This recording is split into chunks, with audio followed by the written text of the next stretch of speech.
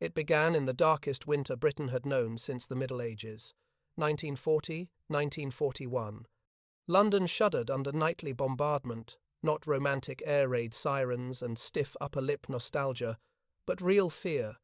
Children choking in dust-filled shelters, bricks glowing orange from phosphorus, streets smeared with blood and chalk dust.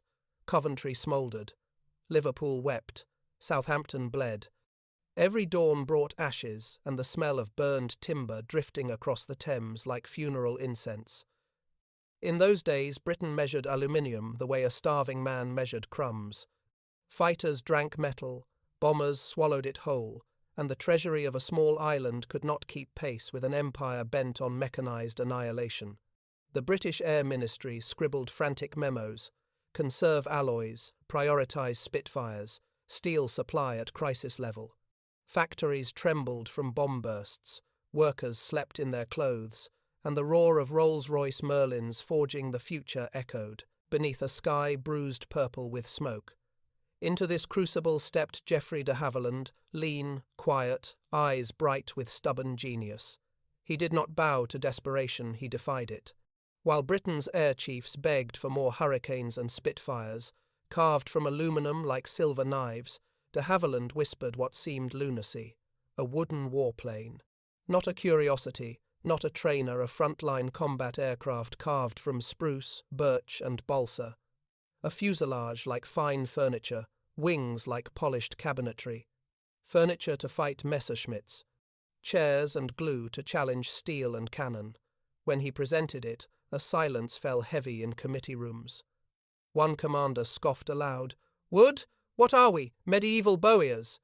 Another shook his head. "This is not a time for toys. We need metal, speed, armor, war machines." Someone muttered the cruelest verdict of all: "England is burning, and de Havilland brings us plywood." Even inside his own company, whispers slithered. Engineers feared ridicule. One worker remembered decades later, "We thought he had lost his senses or his nerve." But genius does not bargain with common sense. De Havilland's logic was merciless. If aluminum was scarce, build with what Britain had: forests, carpenters, furniture craftsmen, piano makers. The old guilds of the Thames and Midlands would arm the sky. Glue would carry the future. "And it will be faster," he promised, "than anything flying." The Air Ministry hesitated, shuffled papers, frowned, and then, reluctantly, allowed a prototype. A gamble taken not from faith, but because war left no alternative. So the workshops filled not with sheets of alloy, but planks of Canadian spruce, English ash, Ecuadorian balsa, layers sealed with casein glue that stung the nose, pressed together under heat in moulds like a violin's body. Tens of thousands of hours of hammering, sanding, varnishing, women in kerchiefs smoothing wings with fingers, raw from resin.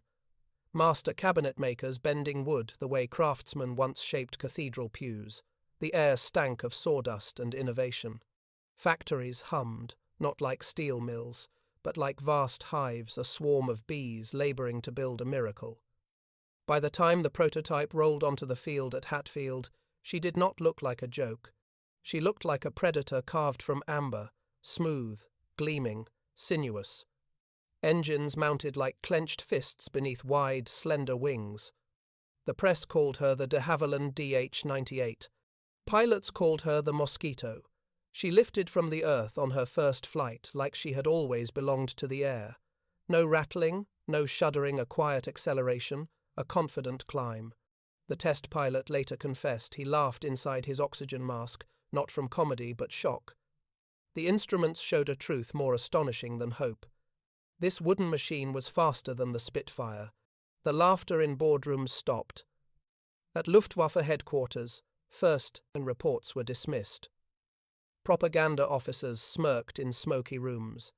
Ein Holzflugsjog, firewood with propellers, kindling with engines, a bomber for the fireplace.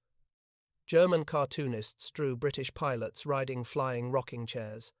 Ridicule came easily until mosquitoes outran every interceptor sent to catch them, until they photographed Berlin in broad daylight with cameras where guns might have been, until they bombed Gestapo headquarters with surgical precision, glass splintering like crystal inside the heart of occupied Europe. A craft made by joiners and carpenters was cutting the Third Reich's sinews. The RAF did not laugh anymore. Their tune changed. Build more, faster, give them to every squadron that can use them. The Mosquito became everything. War required a reconnaissance phantom, a pathfinder guiding bombers, a low-level raider skimming treetops so fast German gunners swore they heard her before they saw her, and then only as a grey streak in fog, a ghost with twin engines screaming. She carried bombs, she carried cameras, she carried radar, the black glass heartbeat of night fighters hunting by instrument alone. She carried hope, she carried vengeance. Crews loved her with a devotion rarely spoken aloud in war. Pilots touched her fuselage before flight the way sailors tap a ship's hull. Navs traced fingers over varnished panels like shrine wood. She did not protect with armor, she protected with speed, grace, and the quiet confidence of innovation born from desperation. She was proof that when steel fails, imagination answers. In the dim winter of 1941, the British public had not known her yet, but inside hangars smelling of glue and pine and hot oil, men and women felt a tremor in history. The Luftwaffe had the fastest jets the world had seen or soon would, but Britain had a weapon no one expected, born not from superiority but scarcity, not from arrogance but ingenuity. They laughed, they sneered, they dismissed her as firewood, furniture, folly, and one day when jet engines screamed across Europe, when Nazi pilots boasted they ruled the future, this wooden creature, light as a violin and just as elegant, would hunt them in the twilight sky. What they mocked would make them afraid. What they scorned would humble their steel. What they laughed at would chase down thunder and kill it. The wooden wonder had risen, and history was waiting to see who would laugh last. Dawn over England in early 1942 was a thin, watery light that bled through cloud like a reluctant promise. Airfields glistened with dew and oil. Mechanics moved like ghosts in the mist, wiping their hands on rags already blackened by night shift labor. They did not whistle, they did not chatter. They listened always for the distant hum of returning engines, or the hollow silence that meant a crew would never come home. By then, the Mosquito was no longer rumor or experimental fancy. It was steel-nerved pilots sliding their hands along varnished frames. It was ground crews swearing at new fittings and strangers from carpentry guilds teaching aviators how to respect grain and glue as if it were armor. It was unpainted prototypes resting beside hurricanes like racehorses among war mules, sleek, pale, almost aristocratic in their wooden sheen. Yet even now, the skeptics lingered. Fast, yes, one wing commander muttered, lighting his pipe with a shaking hand fresh from a night raid briefing. But fragile, no armor, no defensive guns. One lucky burst and she's kindling. A pilot nearby answered without looking up from strapping his parachute. If they cannot catch us, they cannot shoot us. He spoke like a gambler who had already placed every coin he owned upon a single card. The Mosquito's first combat assignment came quietly, without banners or cinematic speeches.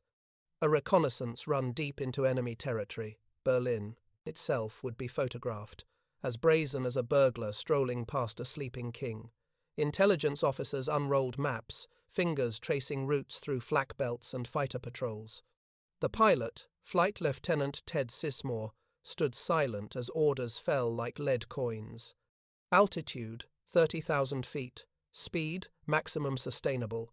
Your only defense is velocity. Another reminder whispered like a prayer. Survive by never being where the enemy expects. When the Mosquito lifted that day, frost trailing from its wingtips, no one dared breathe until it vanished into the pale sky. Hours later, it returned engines purring like contented beasts, film canisters intact, wood skin dusted with ice crystals but unmarred by bullet holes. The photographs revealed Berlin's heart in stark winter sunlight. Bridges, factories, airfields, every detail sharp, undeniable. The German command called it impossible. British airmen simply called it the truth. and soon truth became thunder. The Mosquito proved itself again and again and again. Over Norway, she slit open shipping like a rapier. In France, she skimmed rooftops so low that chimney soot streaked across her underside. Crews came back with stories no one would have believed if not for gun camera film, threading between church spires at treetop height, rail lines exploding in spray and splinters, German soldiers diving face first into ditches at the scream of twin Merlins overhead. Pilots began speaking of the whisper in the sky. German radio intercepts called her der Holzgeist, the wooden ghost. When the Air Ministry debated her again, the tone had changed. What once sounded like mockery now sounded like hunger. Can she carry more? Can she strike deeper? How many can we build before autumn? But praise did not erase fear. The Mosquito's speed saved crews, but speed demanded perfection. One mistake at 350 miles per hour between treetops meant splintered timber and silence. Radar operators joked darkly, wood floats, but not pilots. Then, in early 1943, came the mission that turned admiration into legend. A German prison camp in France, Amiens. Resistance fighters begged London for an impossible task: break the walls, free captured comrades before execution. Heavy bombers would flatten the prison and kill those inside. Slow aircraft would be torn apart. Armoured craft could not fly low enough without disaster, so they chose the machine built from spruce and audacity. Mosquitoes came in at wave-top height, sun flashing off rivers and frost. They rose only at the final heartbeat before the target, clearing trees by inches, skimming farmland, startling cows and farmers, and enemy sentries who barely had time to lift rifles. Bomb doors opened like jaws. Walls cracked like thunder. Prisoners burst from shattered masonry. The wooden aircraft were gone before dust settled. Wood, they learned, could be sharper than steel. When crews returned, their uniforms smelled of cordite and sawdust. They were greeted not with cheering crowds, but quiet handshakes, the gratitude of men who recognized history when it brushed past them like wind. And in hidden bunkers in Germany, a different reaction crackled through radio lines. Confusion, alarm, respect. No armor, no guns. How do they live? Speed, one analyst muttered, tapping ash from his cigarette. Speed and madness. Madness, perhaps, or vision. Britain still pulled bodies from rubble. Searchlights still cut smoky skies. Children still slept beneath sandbags and balconies collapsed under blast waves. Yet now, every night someone whispered, "The Mosquito flew today," and hope, fragile as balsa but twice as stubborn, stirred. War had taken aluminum, factories, cities, suns. Britain answered with timber and tenacity, with sawdust and genius. And far away, in warm workshops smelling of resin, craftsmen sharpened, chisels and sanded wings, not merely building an airplane, but carving a future where wood would outrun metal, where ridicule would become fear. The wooden wonder had drawn first blood. Soon, the world would learn what happens when a myth grows engines and takes to the sky. Night in wartime Britain was not darkness, it was pressure, a weight, a silence full of twitching nerves and clenched teeth. Searchlights slashed the blackness, sirens wailed, engines groaned like thunder dragged across the sky. Somewhere above, men hunted and men died unseen. By late 1943, the Mosquito had earned her place in daylight, but her truest kingdom was night. Not daylight glory, not cheering headlines, but the cold, humming black missions where only instruments, intuition, and courage guided two men toward invisible foes. Germany believed nighttime meant safety. The Reich's high command reassured citizens. Our night fighters defend the fatherland. British bombers will fall like moths into flame. They had reason for confidence. German night fighters Bf-1-10Gs and Ju-88Cs prowled the night sky, guided by radar nets, searchlights, and fearsome ground controllers. They preyed on lumbering Lancasters and Halifaxes, steel whales with glowing exhausts that climbed painfully toward their targets. Crews whispered of schräge Musik, upward-firing cannons that struck from beneath. Whole bomber formations vanished like fog under a noonday sun. Britain needed a hunter of hunters, so the Mosquito returned to the sky not as a bomber now, but as a black-winged predator. Radar sets pulsed ghostly green, long aerials glimmered faintly like whiskers, cockpits glowed with red instrument light. Pilots tightened oxygen masks, navigators tuned uncanny cathode tubes, and night swallowed the rest. They called her the NF Night Fighter variant. Some whispered a different name, the Silent Death. Squadrons flew with one purpose: stalk the Luftwaffe's night aces and cut out the black heart of German air defense. They hunted by echoes, by shadows, by glimmers in moonlight. On a bitter night in January 1944, Flight Lieutenant Branze Burbridge climbed into his Mosquito NF-30, call sign, Night Reaper. His navigator, Bill Skelton, tapped dials, murmuring altitude and bearing like a priest reading artillery psalms. Their mission: intercept night fighters returning from hunting British bombers, kill the hunters, blind the Reich. High over the North Sea, at 20,000 feet, the Mosquito's engines purred like devouring wolves. Ice crystals glittered along the canopy edges. Skelton whispered, "Contact. Bearing 320. Angels 18. Closing." Burbridge never saw the enemy first. Only the tiny ghost blip on Skelton's scope, a heartbeat on glass, a phantom in the dark. The Mosquito throttled forward, speed mounting until the horizon blurred. At 300 miles per hour, she climbed, ghost chasing shadow. Then a shape, black on black, twin engines, the glint of canopy, a Junkers night fighter, confident and unaware. Burbridge eased into firing position, as gentle as lowering a violin bow. He closed to 100 yards, point-blank in the darkness. His finger tightened. 8 Browning guns answered like a choir of thunder. Tracers reached across the void brief, burning bees. They struck. Sparks erupted. Flame blossomed like a dying star. The Junkers rolled, spiraled, and vanished in a column of fire. Silence returned just as quickly. Skelton breathed, 1. Minutes later, another blip, another kill. The night swallowed both victims without ceremony. 2 hunters gone, the hunt continued. The Mosquito would not always strike unseen, sometimes the enemy came first. One night over the Ruhr, a Bf 1-10 crept from cloud, cannons glinting. The German pilot believed he stalked another Lancaster. He fired, orange darts streaking across heaven. He hit nothing. Instead, the dark bomber lifted and turned with shocking grace. The hunter realized too late that this prey had fangs. The Mosquito rolled, engines screaming in a furious climb. Within seconds she was above him, guns angled down like judgment. One burst, wood and fire and vengeance raining downward. The German fell. Night claimed him. German radio intercepts revealed panic that dawn. Beware British wooden fighter. It stalks us. Even hardened Luftwaffe aces felt it, the chill that crept in when the moon was high and engines whispered in the dark. If there is a sound behind you, it may already be too late. Air crews gave the Mosquito another name, the Black Sheepdog. Because she did not shepherd bombers, she hunted the wolves.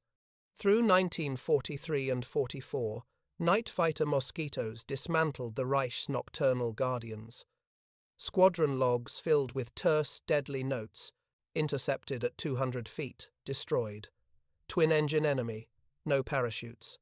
Silent kill over Rhine Bridge, fireball, home safe. And always the same remark, scribbled in cramped, tired handwriting. Speed saved us again. Every mission proved a truth none could deny. Wood could kill steel. Elegance could slay brutality. Ingenuity could outpace brute force. In mess halls, pilots massaged cramped hands, sipping tepid tea, eyes rimmed red from hours of darkness. Navigators slumped over maps, ears still ringing from radio hiss. Mechanics wiped dew and frost from lacquered wings before dawn painted them gold. The world slept, or tried to unaware that above, in the quiet ink sky, duels unfolded without witnesses, without trumpets, without mercy. where seconds separated life and death, and the only applause was the soft thump of wheels touching home soil again. The Mosquito had become more than a machine. She was vengeance made aerodynamic. She was silence sharpened to a blade. She was the wooden whisper that turned German aces into haunted men. And the night, once a sanctuary for the Luftwaffe, was now her hunting ground. By the spring of 1944, the war in the air had shifted. Germany still struck with venom, but it bled with every swing. The Reich could no longer think in terms of victory, only delay. Desperation drives genius as surely as ambition, and in hidden hangars swept with secrecy and ambition, German engineers unveiled a harbinger of tomorrow, the Messerschmitt Me 262, a jet. Not rumour, not prototype, not the whispered legend of pilots drinking schnapps in smoky mess halls, but a silver dart that sliced the horizon faster than propeller-driven minds could comprehend. When its engines lit, ground crews swore the sound came not from Earth but from the throat of some metallic god. A high shriek, thin as pain, rising to a howl that vibrated through bone. At full throttle the machine leapt forward, leaving dust, doubt, and the past behind. German propagandists declared the dawn of a new era. "The future belongs to the jet age," they crowed. "This weapon will sweep the British from our skies." And for once, even British intelligence did not laugh. Reports trickled in from crews who only glimpsed it, a silver flash, a streak against cloud, a contrail that bent physics. Some pilots returned pale, speaking with the hollow tone of men who had seen the gods of Olympus descend. It passed us, like we were tied to a post. Could not turn with it. Could not chase. We fired, the tracers fell behind like candles in a gale. Fighter Command convened late-night meetings, chalk dust drifting like snow across maps. Mustangs were considered. Tempests discussed. Hurricanes forgotten. But again and again hands pointed to the unassuming wooden shape on the wall chart. The Mosquito had one salvation, speed. And speed alone could give her a chance to meet this steel lightning on even terms, or at least die trying, pilots whispered in mess halls. What happens when wood meets thunder? Will we catch it? No, came the grim answer. But perhaps we can intercept it. Interception meant cunning, timing, not chasing, but anticipating. It meant ambushing the future before it could power past the present. Dawn over Norfolk, 1944. 2 Mosquitoes sat on a mist-slick runway, engines warming like wolves stretching before the hunt. Squadron leader Fred Lightning Calland and his navigator, Flight Officer Peter Pip Harrington, strapped into their NF-30, the cockpit red-lit like a submarine's bridge. Oxygen hissed. Dials jittered. The Merlin engines growled, shaking through the wood frame like heartbeats. The order was stark. Intercept reported jet activity near the Dutch coast. Engage if possible. Do not pursue into heavy flak. Every pilot understood the true translation. Find the impossible. Stop it. Survive if you can. They lifted into dawn, the channel below glimmering pewter beneath the first weak sun. Cloud cover sat heavy at 10,000 feet, a quilt of grey stitched by contrails. Harrington hunched over radar. Nothing yet. Range clear. Calland pushed through the clouds, and there it was. Not a shape, but a scream, a streak cutting the sky, a glint like a blade catching morning light. The Me 262. Jet exhaust trailed behind it, twin plumes of heat and destiny. Its nose dipped, then rose, a hawk spotting prey far below. A bomber formation returning from Germany lumbered in the distance, unaware. The Mosquito nose dipped instinctively, positioning, stalking, hunting the hunter. Range closing, Harrington murmured. Angle now. Calland banked hard, pushing the wooden wings to limits whispered about in hangar legends. The Mosquito dove not gently but with predatory urgency. Speed climbed 300, 350. The wings sang, the engines howled, the airframe trembled like a bowstring drawn to breaking. The jet turned, unaware of the wooden spectre above. Hold course, Harrington whispered. Closer, closer. The Me-2, 6-2, lined up on the bombers, steel jaws opening for the first bite. Havilland squeezed the trigger. 8 Brownings erupted fire stitching across sky. A hailstorm of tracers reached out, the scream of the future intersecting the fury of the present. Rounds hammered the jet's tail and wing root. The Me-2 6-2 jerked violently, smoke spilling in a black spiral. Its smooth grace shattered. It rolled, struggled, engines coughing flame. "Hit confirmed," Harrington barked. The Mosquito overshot no victory roll, no cheer. Havilland hauled back on the stick, vision tunneling, air screaming past. Behind them, the jet trailed smoke and flame, then vanished into cloud, a wounded comet burning its last. They didn't chase. They didn't need to. Radio crackled minutes later. Bomber formation reports enemy jet descending trailing smoke. No parachute seen. In squadron logbooks, the entry would be brief, clinical, engaged hostile jet aircraft. Enemy aircraft destroyed.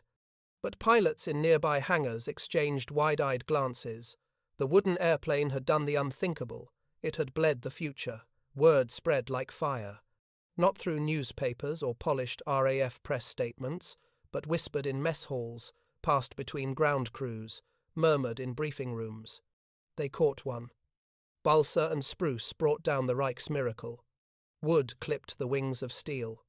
German pilots learned the story. Some scoffed, some stayed silent. A few stared into their coffee cups as if seeing ghosts. Because they knew, if something as humble as wood could bring down a jet, then perhaps the war was already lost, not on runways, but in the minds of men. For if a wooden aircraft, born of shortages and desperation, built by carpenters and cabinet makers, could hunt the sleek steel phoenix of Nazi engineering, what else was possible? In the halls of the Luftwaffe command, one bitter officer reportedly muttered, "First they built a fighter from furniture. Now that furniture hunts our jets." And in quiet English workshops smelling of varnish and victory, carpenters smiled. They had carved wings sharper than science. They had shaped vengeance with saws and glue. They had built a fighter not from metal but from faith. And now, the future had been forced to respect the past. Winter over Germany in early 1945 was a bleak, frozen scowl. Snow crusted the fields. Smoke hugged the ruins of villages like a mourning shawl, and above it all the sky roared with engines, propellers, rockets, and fear. By now, the Me-2 6-2 was no rumour. It was a menace. Jet trails streaked across the frozen heavens. Allied bomber crews spoke of silver demons slashing through formations, cannons spitting tungsten fury before tearing away in a blur. Mustang pilots strained engines to braking just to catch shadows. In mess tents, under frost-rimmed tarps, airmen whispered like men describing ghosts. "They're fast as sin. You don't fight them, you ambush them. Blink and they're gone." But someone else whispered a different story, soft but with steel behind it. "We have something they don't expect." The Mosquito, not born of chrome and alloys but of forests, hand-rubbed glue joints, and stubborn British defiance. A machine that respected no prophecy about what should win a war. And now came the day that myth earned knighthood. It was late January, 1945, when squadron leader Arthur Mac McCormack and his navigator, Sergeant Harry Linton, received orders in a low-roofed ops hut that smelled of damp wool and cigarette smoke. "Jet activity near Osnabrück," the intelligence officer announced, tapping a map with a pencil stub. "They're hitting our reconnaissance flights. Your job? Intercept and destroy if possible." He hesitated before the last words, as if even speaking them felt reckless. Mac smirked anyway. "Destroy a jet? With wood and glue?" The intel officer didn't smile. Someone has to remind them arrogance is mortal. Outside, the Mosquito NF-30 waited. Cold, soaking into her spruce bones, frost feathering across her glazed nose, wooden skin breathing in the winter air like a living thing. Mac ran a glove over her flank. She was sleek, pale. Smooth as a violin's back, beneath her varnish the labour of artisans, the prayer of every carpenter who ever swung a mallet in hope. "Ready, Harry?" he asked. Harry grinned. "If the jet's polite enough to fly straight, maybe we'll get a photo before it obliterates us." They strapped in, canopy sealed, engines coughed, caught, roared. The Mosquito lifted into steel-blue dawn and climbed into the breath of winter. 10 minutes later, radar caught a whisper, a flicker on the cathode green, a shadow closing fast from ahead on an intersecting course. "Contact," Harry murmured. "Range 8 miles, altitude 12,000 and climbing? No, descending. He's diving on a recon flight." Mac throttled forward, the Merlins bellowed. The wooden wings strained, singing like taut bowstrings. Through binoculars of cloud, the shape appeared. Sleek nose, swept wings, engines glowing faint amber. The Me-262, a predator sliding toward its prey. "Hold, hold," Harry breathed. They didn't chase. They waited. Mac positioned like a falcon above a rabbit path. The principle was old as warfare. Do not run after the future, make the future run into you. The jet closed on an unsuspecting British photo Mosquito far below. Its cannons flashed, the recon aircraft shuddered, trailing smoke but still flying. The jet overshot. Had to loop, had to. Commit to a curve of death. Now. Mac pushed the nose over, engines howling. Gravity grabbed them. Air screamed across wooden skin. Altitude dropped like a stone in a well. 300, 350, 400, 430 miles per hour, the Mosquito's wings trembled at the edge of physics. The jet appeared in the sights for a heartbeat, a silver shape slicing through sky. Mac fired. 8 Brownings spat lightning, a horizontal hailstorm. Tracer streams wove into the jet's path. 1 split-second intersection. 1 fragile moment. The future flinched. Bullets smashed canopy glass, perforated engine nacelles, punched into control surfaces. The Me-262 bucked like a wounded stallion. 1 engine flared, coughing flame. The jet rolled, struggling. The Mosquito roared past.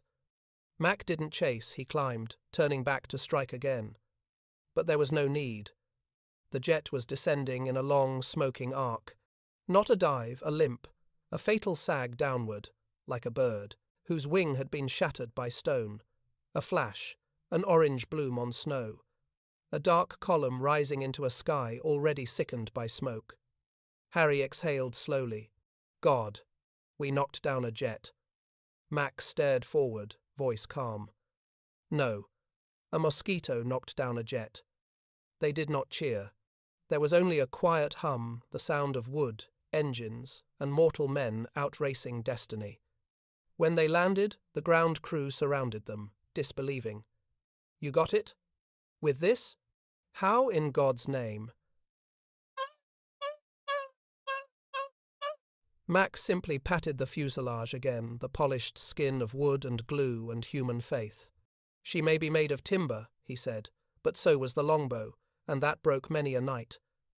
In Berlin, news arrived, filtered, bitter, begrudging. A few officers muttered, accident. Others, luck. But in the inner circles of the Luftwaffe, a colder realization set in.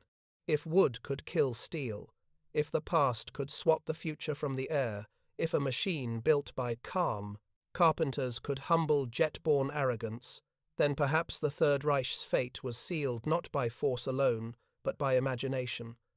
That night, British pilots lifted pints in icy Nissen huts lit by yellow bulbs. Not laughing, not boasting, but quietly proud as men who had seen legend at arm's reach often are. Harry raised his glass. To wood. Mac nodded. To the future. And to the men who build it.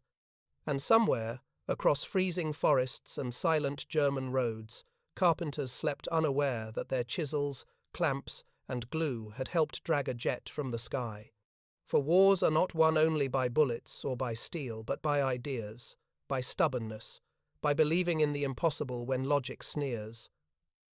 The Mosquito was proof. A wooden dream had hunted the metal dawn and claimed the sky. By the final winter of the war, The Mosquito was no longer just an aircraft. It was a rumour with wings, a whisper in hangars from England to Burma, a wooden ghost gliding through enemy searchlights, leaving only wreckage and disbelief behind. But behind that myth, behind every blurred contrail at dawn and every shredded enemy fighter tumbling earthward, stood something stranger than any battlefield tale, a network of quiet workshops, ordinary streets, villages where war was measured not by artillery barrages, but by sawdust on aprons and glue under fingernails. A phantom factory, a war machine held together by secrecy, hand tools, and national stubbornness. In wartime Britain, factories did not always look like factories. Some were disguised as furniture showrooms, some as school halls, some as barns with hay stacked strategically to hide the sound of planers. Villages like Leavesden, Hatfield, and Salisbury Plains hummed, not with aircraft riveters, but with carpenters rubbing varnish into smooth spruce ribs, their tools glinting in yellow lamplight as blackout curtains fluttered. Local law said, if you walked through the countryside at dusk, you could hear it, the soft rasp of sandpaper on wood and the low hum of saws slicing through English timber. Men and women worked shoulder to shoulder, boat builders from Devon, piano craftsmen from Kent, canoe makers, cabinet fitters, violin luthiers, church pew carpenters.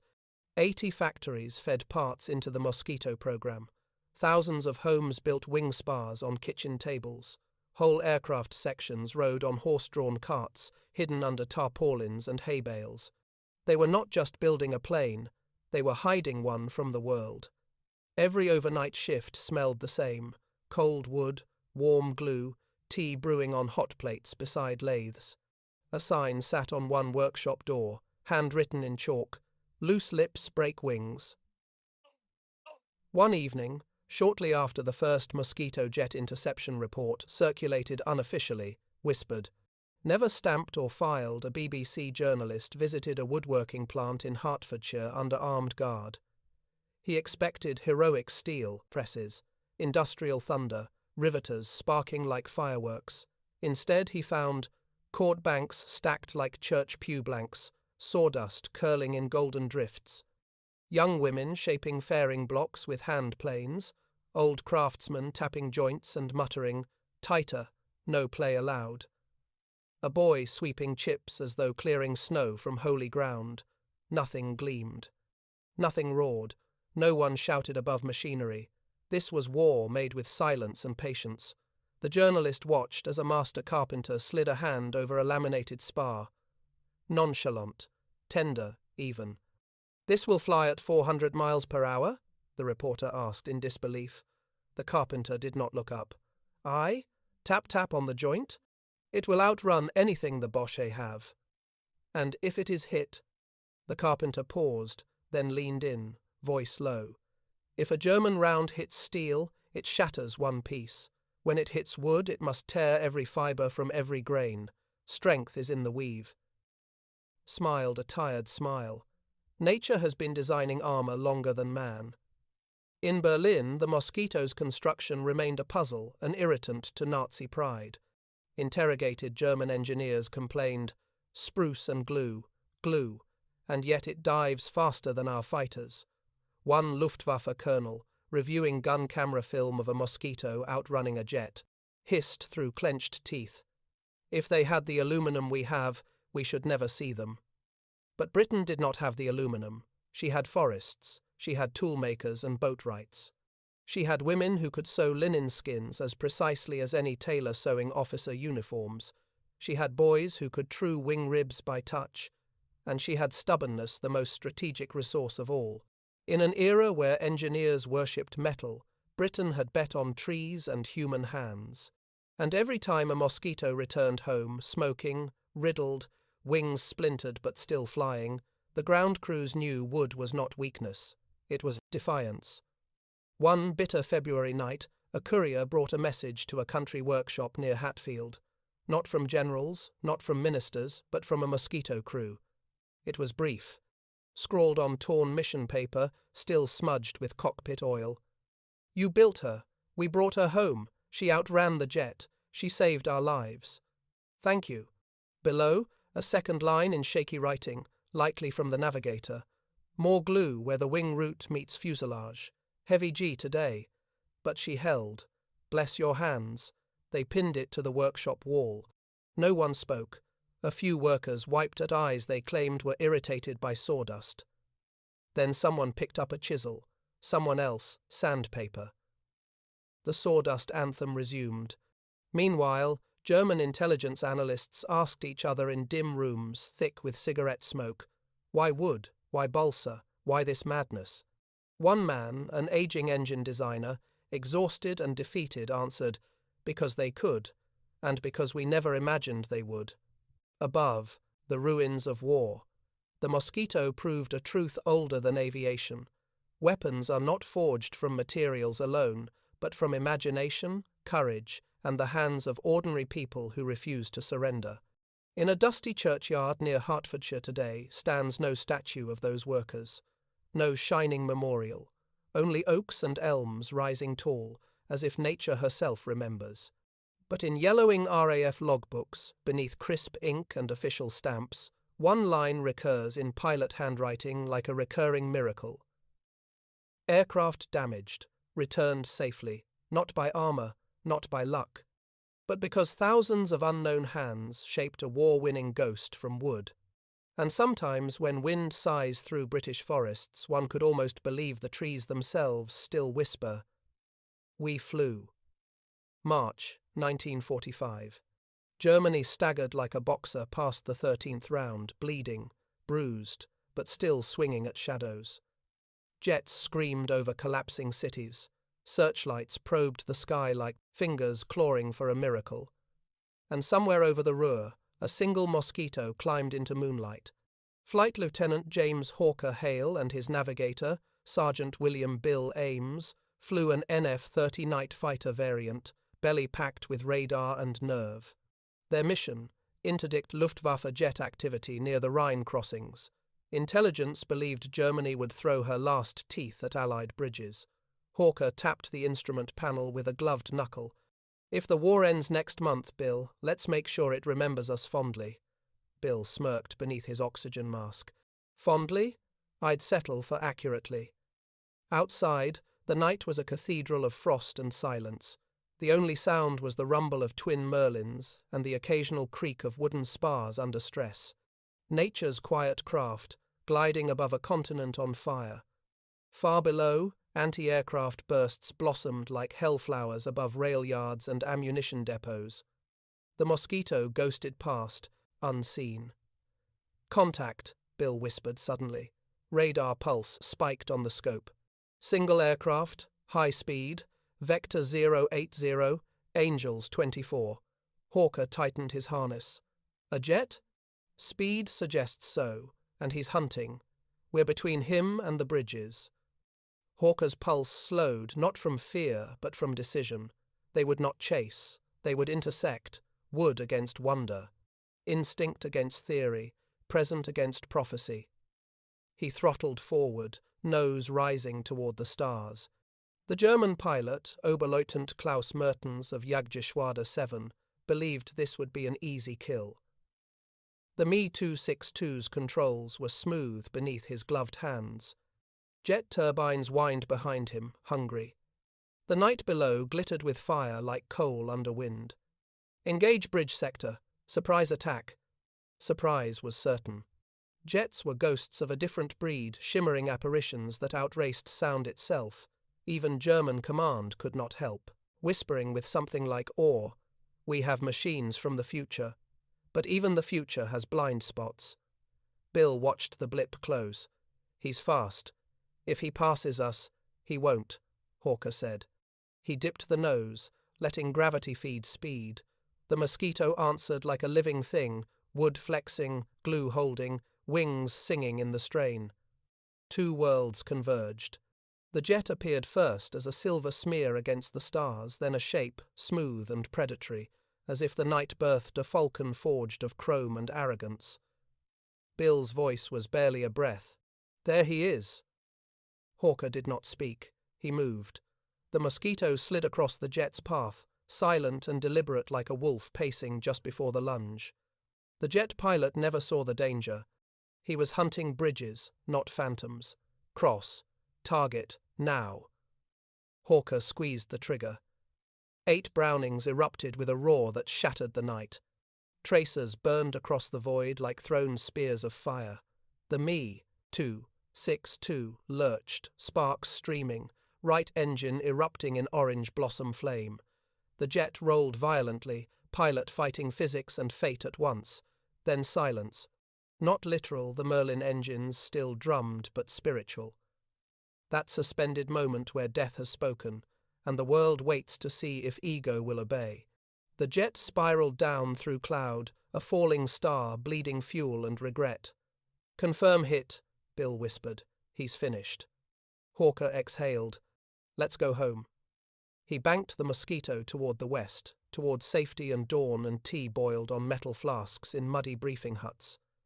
They did not dive to watch the crash. They had seen enough of flames. Behind them, the jet hit the ground, no explosion of triumph, only the dull bloom of another wasted miracle burned into the soil. Later that morning, while tired ground crews refueled the aircraft and wiped frost from wooden skin, a staff officer approached. "Rumor says you met a jet last night," Hawker shrugged. "Rumor has poor eyesight." We intersected him, politely. "And the result?" Hawker patted the side of the Mosquito with reverence. "He met furniture. Furniture 1. News spread quietly across RAF stations, not shouted, not toasted, but nodded over. Another jet humbled by spruce and glue. Whispers again in smoky mess halls. It wasn't luck. These kites were built for this world. Steel fears fire. Wood knows flame and does not tremble. Pride among carpenters glimmered like sawdust in sunlight. These weren't workers anymore, they were ancestors of every person who carved ships, bows, wheels, and dreams from wood. Wood had once built empires. Tonight, it had humbled the future. Across the channel, Luftwaffe officers studied loss reports with hollow eyes. Jets could not replace themselves. Pilots trained in months could not match those trained in years. Germany, exhausted, knew the truth and tasted the bitterness of it. Technology without time is just a prophecy strangled in the crib. And what did the Mosquito represent? Time, skill, hands, craft older than iron, outlasting iron yet again. In one diary recovered post-war, a German radar officer wrote, "We feared the jet would not arrive in time to save us. What we did not expect was the enemy's ghost, a plane made by carpenters that hunts the future."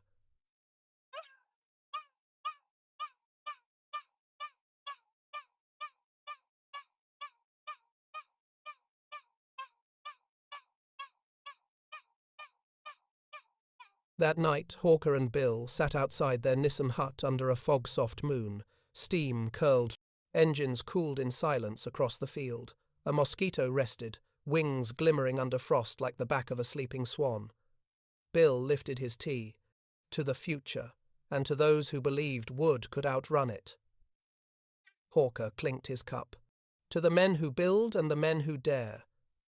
Somewhere behind them, a joiner wiped glue from his hands and sharpened a chisel because victory was not made only by the ones who pulled triggers, but also by those who sharpened steel, smoothed grain, and believed that timber could fly. And on that night, in the cold hush before dawn, the world for a heartbeat belonged not to steel, but to wood that would not bow. The Mosquito, the wooden wonder, had done again what logic denied. It had sent the future falling from the sky in silence. April 1945. The war in Europe staggered toward its last breath. Cities in ruin, railways choking on fleeing civilians, the once vaunted Reich thinned to ghosts and whispers. Yet British factories still hummed saws whining, clamps tightening, glue pots steaming, wings being sanded with the tenderness of violin makers. The Mosquito program, by then, was no fever dream or gamble. It was proof that in the darkest hour, when logic said steel, armour, mass, Britain remembered she was an island of shipwrights, wheelwrights, bowyers, craftsmen. When aluminum was rationed like lifeblood, she did not surrender the sky. She carved wings from trees and faith. With jets now entering the war's twilight, Allied planners met in rooms thick with cigarette smoke and crinkling maps. They debated post-war air doctrine, the future of combat, the fate of piston engines. Many believed jets would erase the past like chalk, yet someone always raised a quiet truth. The wooden plane killed the jet. That must mean something. Some, scoffed chalk, dusted the air again, but others nodded. War had revealed a paradox. The future arrives, but the present fights back. The Mosquito's story, in those final weeks, was not just about combat. It was about reputation, the way an idea travels from ridicule to reverence. De Havilland engineers, once mocked in polished RAF halls, now walked through them with a quiet gravity. Former skeptics avoided their eyes or saluted a shade sharper than necessary. The men with sawdust on their cuffs had earned respect the way pilots earned kill markings through victories written in smoke trails. The workers at Hatfield, Leavesden, and scattered shadow factories knew it too. They read dispatches pinned to bulletin boards, letters from pilots, clipped newspaper praise. But they celebrated differently. Not with cheers, but with prideful silence, sleeves rolled, wood shavings curled, sand blocks rasping the soft hiss of dedication. When the first veterans returned to tour the workshops, they touched fuselages as if greeting old friends. Many could not believe these delicate-looking frames had carried them through torrents of flak. They ran fingers across birch panels, stared at the joinery, shook heads in reverent disbelief. "I trusted her with my life," one pilot murmured, "and she never let go." In Berlin's ruin, captured Luftwaffe officers filled Allied interrogation rooms. Some arrived defiant, most arrived tired. Among their testimonies lay a recurring thread. "We feared the Mosquito more than any other Allied aircraft. Not because it was the most armoured, it was not. Not because it was the fastest at all altitudes, it was fast, but not invincible. But because it appeared where it should not, struck hard, and vanished." A German jet mechanic, interned after surrender, recalled, "At night, we prayed for cloud cover. A cloudless sky meant the mosquitoes would come. The jets could run but could not hide if the wood ghosts found them." Another officer, once proud to present the Reich's Wunderwaffen, confessed softly, "We built the future. They built persistence. They built reliability. And in the end, that beats miracles." The statement made Allied debriefers glance at each other, unable to disagree. With the war's end came demobilization, relief, and a strange silence. Airfields once roaring with Merlin thunder now echoed with empty hangars and gull silhouettes. Pilots walked home beneath cherry blossoms instead of tracer fire. Hawker Hale and Bill Ames were reassigned to ferry duties, then to instructing, then to waiting, the peculiar limbo of men who had spent years dancing with death, and now stared awkwardly at groceries, garden fences, and quiet rooms. Bill, sitting in a pub one evening, stared into his pint and whispered, "Do you think she misses flying?" Hawker didn't ask who she was. They both knew. "You cannot miss what you were born to do," he replied slowly. "She will fly forever, if not in sky, then in memory." Bill nodded. "And what of us?" Hawker's smile was bittersweet. "Same answer, I suppose. Historians argue about weapons, strategies, revolutions in technology. But what the Mosquito proved was older than any blueprint. Innovation is not the metal in the machine, it is the mind behind it." Every future strategist studied the Mosquito case. At war colleges from London to Maxwell Field, cadets read documents once classified, now spread like sacred scripture across lecture tables. When resources are scarce, imagination becomes armor. When the enemy builds faster engines, build smarter purpose. When the world says wood is obsolete, they build a legend. Even American engineers studying the P-80 jet and B-47 future bombers quietly admired de Havilland's artistry. A Lockheed designer famously remarked in a post-war conference, "If we had half their woodworkers, we'd build pianos that could shoot down rockets." The room laughed, but not mockingly. By 1948, the Mosquito was flying in peacetime skies across Europe, Africa, Asia reconnaissance, mapping, courier work, and diplomacy in motion. Nations that once laughed now paid gold for her silhouette. Meanwhile, at a quiet English factory, a young apprentice son of a wartime carpenter ran his hands over the timber of a mothballed frame. He whispered to the old airplane, "They said you couldn't be built. Then they said you couldn't win. Then they said you wouldn't be remembered." He leaned closer, almost conspiratorial. They were wrong, weren't they? The hangar light caught the varnished grain honey gold, polished by history, and it glowed like memory itself. A final scene, years later. Hawker stood at an air museum, hair silver now. A child stared up at the Mosquito displayed above, eyes wide. "Sir," the boy asked, "is it true? A wooden plane beat a jet?" Hawker crouched beside him. "It's true. But wood is weak," the boy said. Hawker chuckled. "Wood built ships that found continents, bows that toppled empires, cathedrals that outlived kings." He touched the Mosquito's smooth flank. "Wood flies if you respect it." The boy looked thoughtful. "And the jet?" Hawker's eyes softened, remembering fire and moonlight and the sound of Browning's Stitching Fate. "The jet was fast," he said quietly, "but speed does not always mean victory." He stood, hands behind his back. "Sometimes the world changes by believing what others laugh at. Sometimes the future bows to the present. And sometimes," he smiled, almost sheepishly, "sometimes the wooden airplane wins." Above them, the Mosquito hung in stillness, not a relic, but a promise carved in spruce and resolve. Proof that faith in possibility can outrun prophecy. The world moved on to jets and rockets. But the sky, if you listen on quiet mornings, still remembers the whisper of wood outrunning thunder.